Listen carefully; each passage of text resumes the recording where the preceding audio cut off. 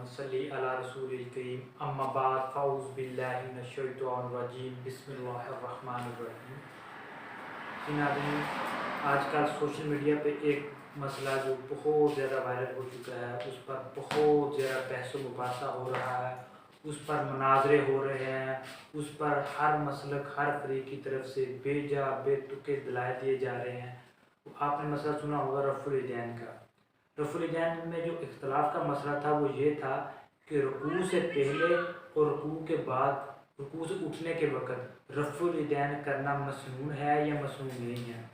تو اس پر علماء اکرام کی دو رائے تھی۔ فقہ حنفی کے جو مقلد تھے امام ابو حنیفہ رحمۃ اللہ علیہ، یہ فقہ کو جو ماننے والے تھے، وہ کہتے تھے کہ رفع الیدین کا حکم منسوخ ہو چکا ہے، جبکہ باقی ائمہ امام مالک، امام شافعی اور امام احمد بن حنبل کے جو مقلد تھے وہ رفع الیدین کرنے کے قائل تھے، ٹھیک ہے، رکوع میں جاتے وقت اور رکوع سے اٹھتے وقت۔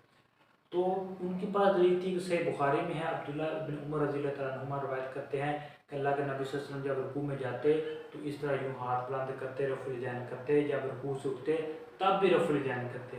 وہ اہل حدیث بھائی اور باقی شافعی مالکی حنابلہ جو ہے وہ اس بات پر قائم ہے، جبکہ حنفیہ کے نزدیک یہ جو ہے رفع الیدین وہ منسوخ ہو چکا ہے۔ حنفیہ کے پاس بھی دلائل ہے، ان کے پاس بھی دلائل ہے۔ احناف اس مسئلے پر یہ دلیل پیش کرتے ہیں کہ بھئی صحیح مسلم میں روایت ہے، انٹرنیشنل نمبرنگ کے مطابق 968 نمبر حدیث، حضور نے فرمایا کہ مجھے کیا ہے، میں کیا دیکھ رہا ہوں، صحابہ سے مخاطب ہو کر فرمایا کہ تم نماز میں شریر گھوڑوں کی طرح جو دم ہلا رہے ہو، تو اسکنوا فی الصلاۃ، نماز میں سکوت اختیار کرو۔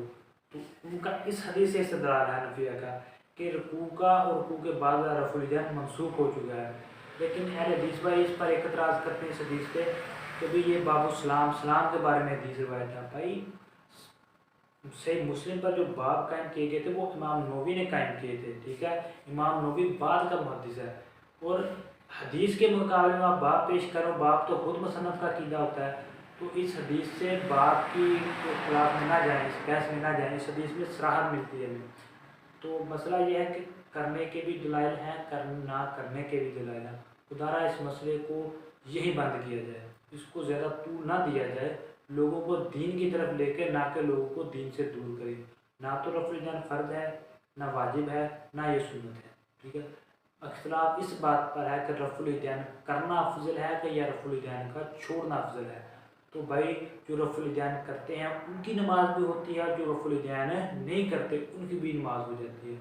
اور جو حنفی ہیں، امام ابو حنیفہ کے مقلد ہیں، برصغیر میں زیادہ تر فقہ حنفی کو ماننے والے ہیں، تو وہ رفع الیدین نہ کریں، کیونکہ وہ امام کے مقلد ہیں، تو پھر ہر مسئلہ اجتہادی میں امام کی تقلید کریں، ضرور کریں۔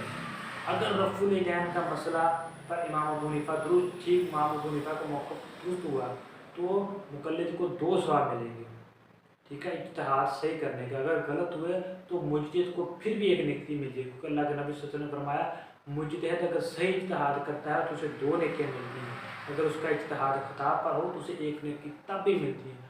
ہمارے اہل حدیث بھائیوں سے گزارش ہے خدارا حنفیوں پر اس مسئلے پر اعتراض نہ کریں، اور نہ ہی حنفی اس مسئلے کو بہت زیادہ اہم فرض واجب مسئلہ سمجھ لیں۔